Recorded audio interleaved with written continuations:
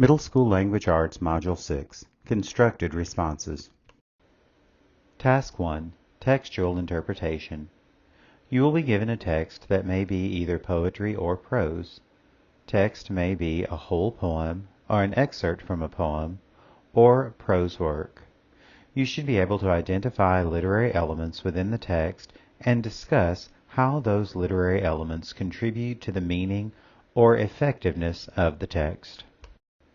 Common literary devices. It is important to know the common literary devices that are used in writing so that you will be able to identify them in the text that you are presented. An allusion is a reference to another literary text. Ambiguity is something that is open-ended or can be understood in more than one way. Dialogue is conversation between characters. Diction is word choice, and imagery is writing that appeals to the senses. Review question. If a writer created a story where the main character faced a difficult moral choice and then left the outcome open-ended, this would be an example of A. Allusion, B. Ambiguity, C. Dialogue, or D. Diction. The correct answer is B. Ambiguity.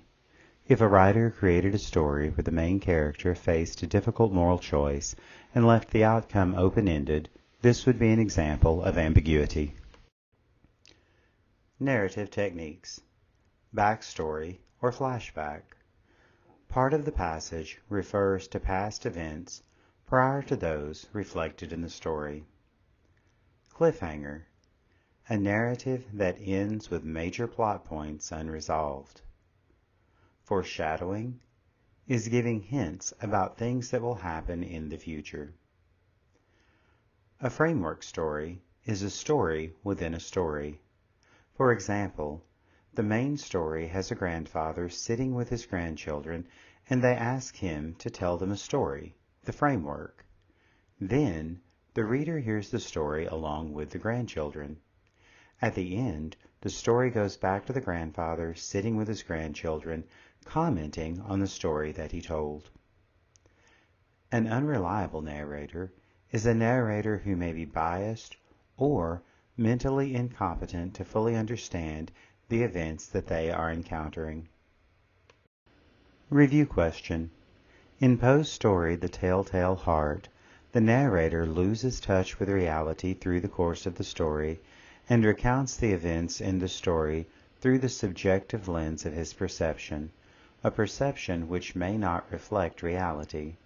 This is an example of A. A cliffhanger, B. Foreshadowing, C. A framework, or D. An unreliable narrator. The correct answer is D. This is an example of an unreliable narrator because the story is told through the subjective lens of his perception, although that perception may not reflect objective reality. Figurative language. A metaphor states that one thing is something else. For example, my tears are rain that falls. By saying my tears are, this is a metaphor. A simile states that something is like or as something else. For example, my tears are like rain that falls. Notice that both make comparisons. The difference is whether it says that something is something else or something is like something else. Personification is giving something that is not human, human-like qualities. For example, the sun smiled down on us. In this case, the sun smiling is attributing a human characteristic to something that is not human. Hyperbole is exaggeration to make a point. For example, my bag weighs a ton. Symbolism is using an object to represent an idea. For example, one might say that she was a salt-of-the-earth person who did the right thing at every possible opportunity. In this case, salt represents goodness. If a writer said the wind cut like a knife, this would be an example of A. A metaphor, B. A simile, C. Personification, or D. Hyperbole. The correct answer is B. If a writer said the wind cut like a knife, this would be an example of a simile. Notice the difference between a simile and a metaphor. If the writer had said the wind was a knife that cut, then it would be a metaphor. Excerpt from Pride and Prejudice by Jane Austen. The evening altogether passed off pleasantly to the whole family. Mrs. Bennett had seen her eldest daughter much admired by the Netherfield party. Mr. Bingley had danced with her twice, and she had been distinguished by her sisters. Jane was as much gratified by this as her mother could be, though in a quieter way. Elizabeth felt Jane's pleasure. Mary had heard herself mentioned to Miss Bingley as the most accomplished girl in the neighborhood, and Catherine and Lydia had been fortunate enough never to be without partners, which was all that they had yet learnt to care for at a ball. They returned, therefore, in good spirits to Longbourn, the village where they lived, and of which they were the principal inhabitants. They found Mr. Bennet still up, with a book he had regardless of time, and on the present occasion he had a good deal of curiosity as to the event of the evening, which had raised such splendid expectations. He had rather hoped that his wife's view on the stranger would be disappointed, but he soon found out that he had a very different story to hear. Sample text continued. "Oh, my dear Mr. Bennet," as she entered the room, "we have had a most delightful evening, a most excellent ball. I wish you had been there. Jane was so admired, nothing could be like it. Everybody said how well she looked, and Mr. Bingley thought her quite beautiful, and danced with her twice. Only think of that, my dear, he actually danced with her twice, and she was the only creature in the room that he asked a second time. First of all, he asked Miss Lucas. I was so vexed to see him stand up with her, but, however, he did not admire her at all. Indeed, nobody can, you know, and he seemed quite struck with Jane as she was going down to the dance. So he inquired who she was, and got introduced, and asked her for the two next. Then, the 2/3 he danced with Miss King, and the 2/4 with Maria Lucas, and the 2/5 with Jane again, and the 2/6 with Lizzie, and the Bollinger—" "If he had any compassion for me," cried her husband impatiently, "he would not have danced half so much. For God's sake, say no more of his partners. Oh, that he had sprained his ankle in the first dance."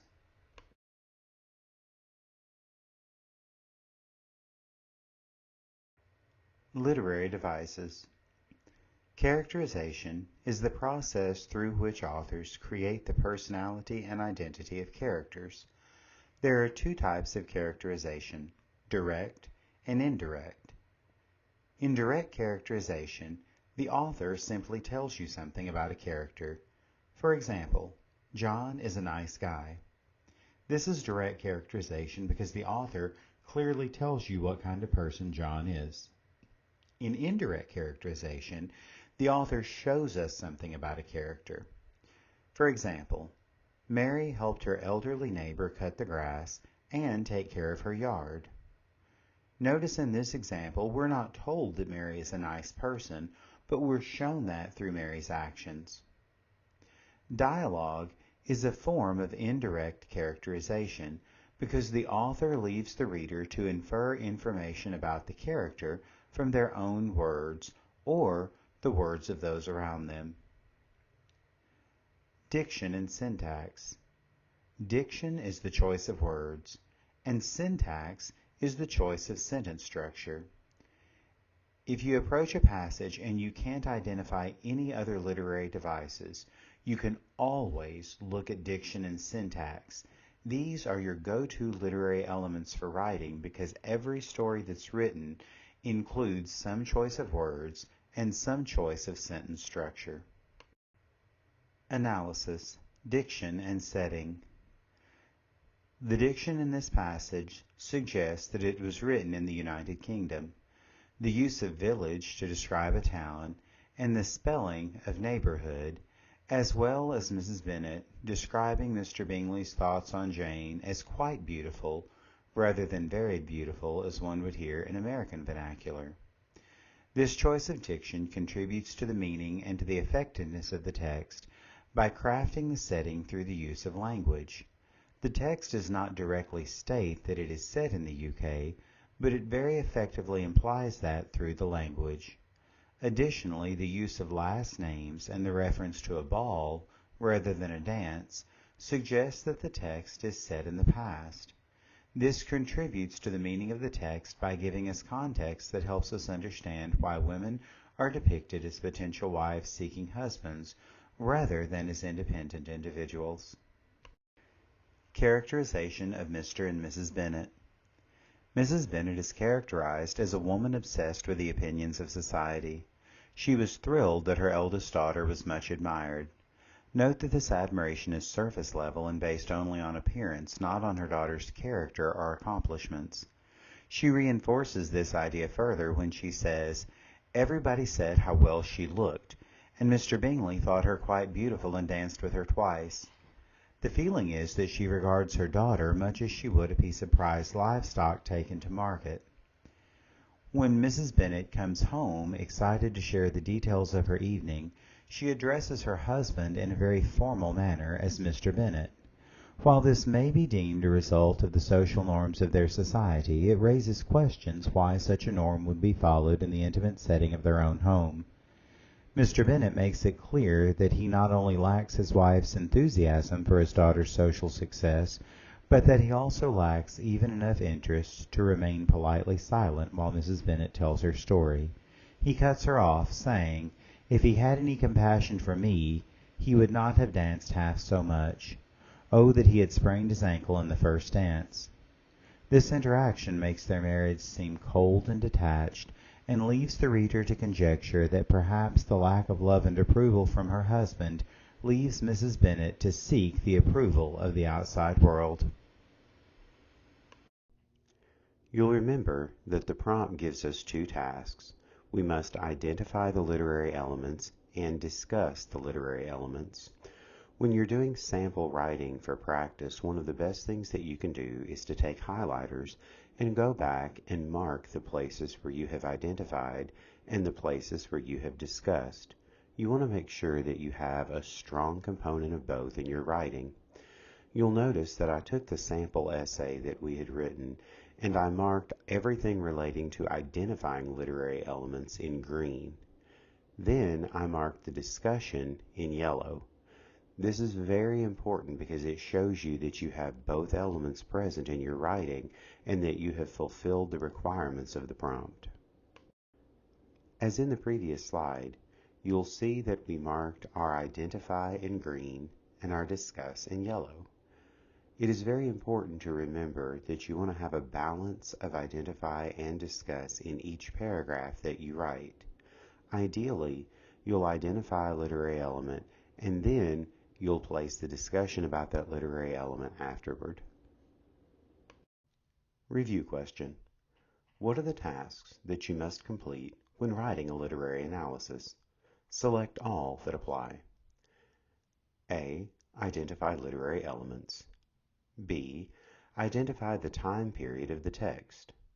C. Discuss how identified literary elements contribute to the meaning or effectiveness of the text. Or D. Discuss the role of societal influences on the text and on the author. The correct answers are A and D. The tasks that you must complete when writing a literary analysis are identifying the literary elements and discussing how the identified literary elements contribute to the meaning or effectiveness of the text. Just a quick review of our tasks because this is so important. Remember that you must both identify the literary element and discuss how it contributes to the meaning or effectiveness of the text. In our next passage, we're going to be looking at a piece of poetry, but these two tasks will still be present. Sometimes it can be very helpful to take notes over a poem as you're reading it to help you remember what you have identified. Sample text. I Heard a Fly Buzz by Emily Dickinson. I heard a fly buzz when I died. The stillness in the room was like the stillness in the air, between the heaves of storm. The eyes around had wrung them dry, and breaths were gathering firm for the last onset, when the king be witnessed in the room. I willed my keepsakes, signed away what portions of me be assignable, and then it was there interposed a fly, with blue, uncertain stumbling buzz, between the light and me, and then the windows failed, and then I could not see.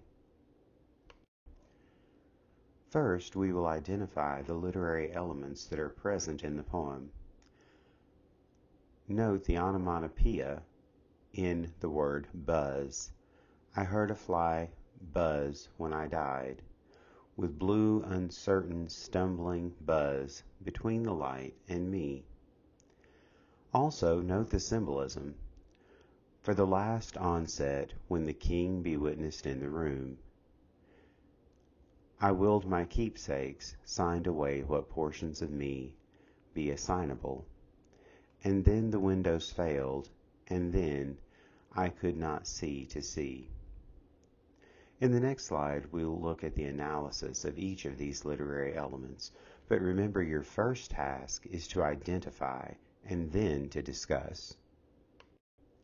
Analysis, onomatopoeia. The lines, I heard a fly buzz when I died, and with blue, uncertain, stumbling buzz between the light and me, are examples of onomatopoeia. The description of the buzz sound contributes to the meaning of the work as a whole because it forces the reader to consider why the fly might be drawn to the dying body. It forces the reader to understand that death is not simply a spiritual process, but that it is also a biological process. Generally, discussions of death are cloaked in euphemism, meaning that people are normally shielded from the harsh physical realities of death and decomposition. In this poem, Dickinson's use of onomatopoeia forces the reader to consider the fly's role in death, dying, and physical decomposition. Analysis, onomatopoeia. Notice that we once again highlighted the identify in green and the discuss in yellow. One thing that's very important to remember is that in your discussion you need to address how the thing that you have identified contributes to the meaning of the work as a whole. To do that, it's necessary to define your understanding of the meaning of the work as a whole. In this case, we gave a particular understanding of the meaning of the work that Dickinson is trying to get us to consider the reality of physical death, not simply the spiritual idea of the soul leaving the body. Based on that understanding of the meaning, we interpreted what the onomatopoeia relating to the word buzz might mean. The important thing to remember in passages like this is that they're looking for you to make a connection. It's not necessarily a test of your ability to identify the correct meaning of the work. Another writer may have identified a totally different meaning. So long as you can make a logical argument to support your meaning, and you have the identify and the discuss, you'll get credit for your answer. Analysis, symbolism.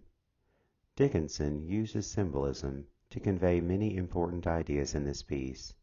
She says, for that last onset when the king be witnessed in the room, suggesting the presence of God at her death. She also refers to the disposition of her assets, saying that, I willed my keepsakes, signed away what portions of me be assignable.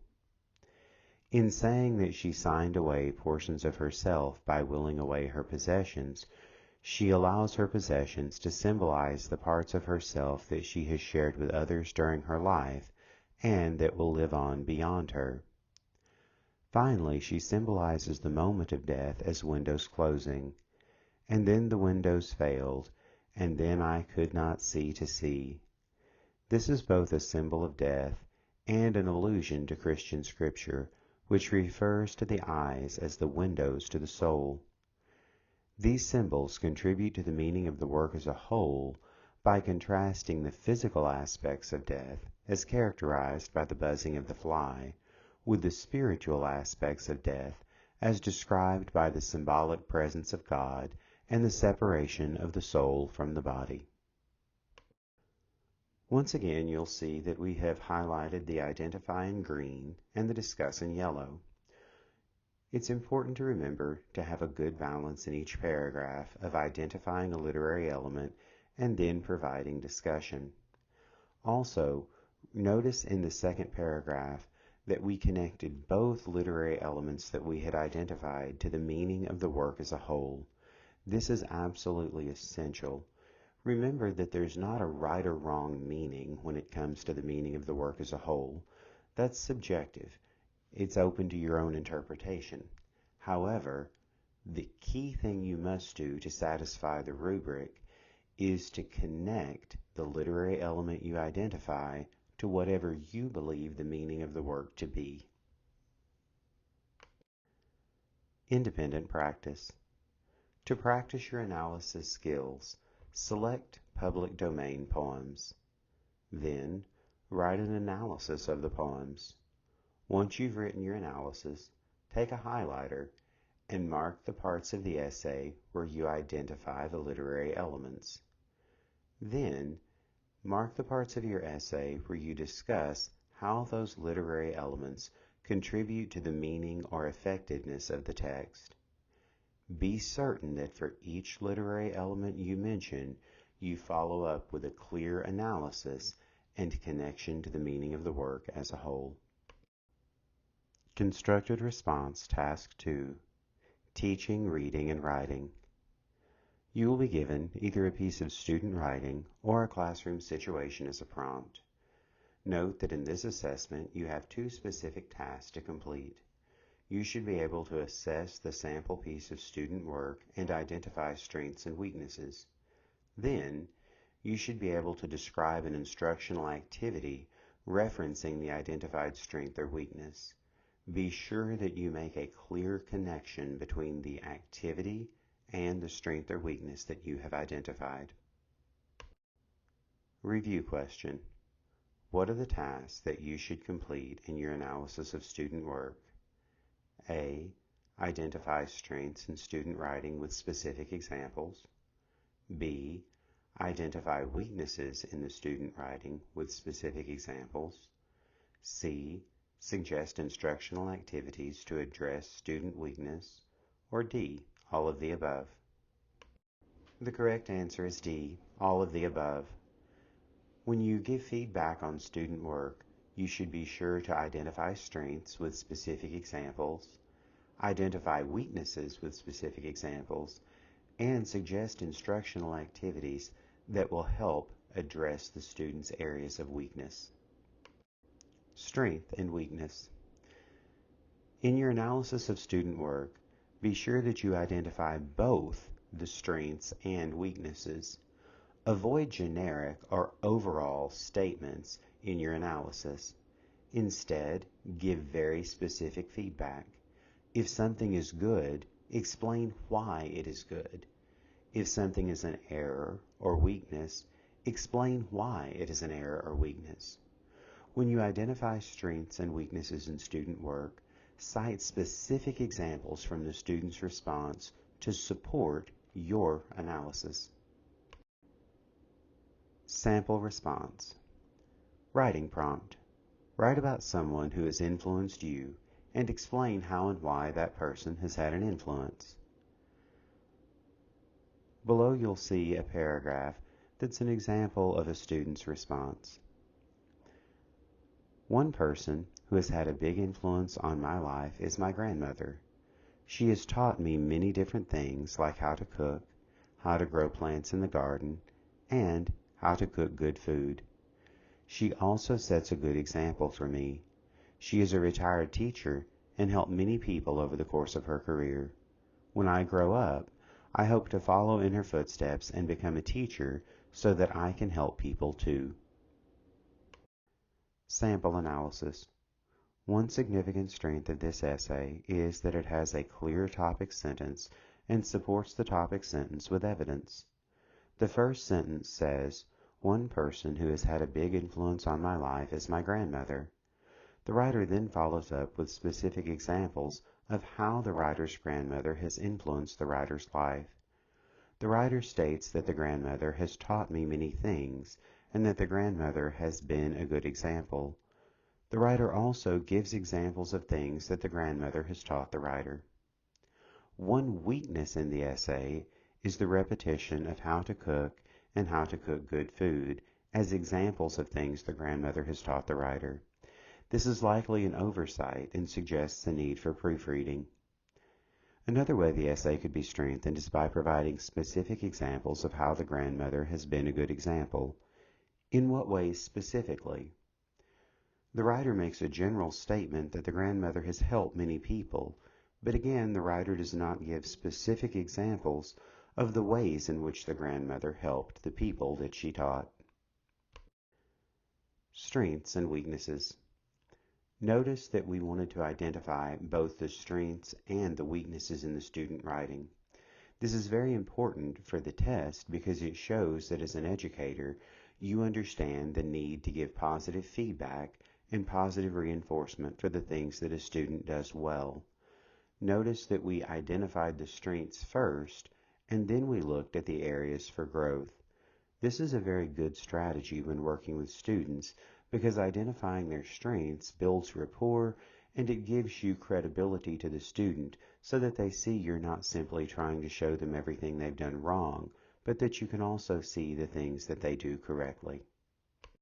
You'll notice in this slide that when we suggest instructional activities, we always tie those activities to a specific situation and then give an activity and a rationale for why that activity should be used. As the writer revises the essay, a good follow-up instructional activity would be having the writer work on pre-writing strategies to help the writer develop more details that could be used in the essay. The writer says, "She also sets a good example for me," but does not explain how the grandmother sets an example. In addition, the writer references the grandmother having helped many people over the course of her career, but doesn't give examples of how the grandmother helped. Pre-writing strategies might include having the writer create word webs with helped people and set a good example at the middle of each one. Around the word web, the writer could give examples of things that the grandmother did as a teacher to help people. Around the other, the writer could give examples of things that the grandmother did to set a good example. Once the writer has completed the word web, have them create an outline. This will help address the repetition when the writer uses the details about the grandmother teaching the writer to cook twice. After completing these pre-writing strategies, the writer should revise the essay by adding the additional details and by removing any unnecessary repetition. Learning pre-writing strategies that foster strong organization will be essential to helping this writer maximize their growth. Review. It is very important to address both strengths and weaknesses in the analysis. One of the temptations when assessing student work is to focus only on the weaknesses. It is important to reinforce strengths as well. By reinforcing strengths, teachers are able to highlight the writing practices that they wish to see students repeat in future work. When addressing weaknesses, it is important to address them specifically and to provide research-based strategies that are clearly linked to improving the areas of weakness. When planning instructional activities, be sure to link the activity to a specific issue in the student's writing and to give a clear rationale for why that activity would be helpful in addressing that specific situation.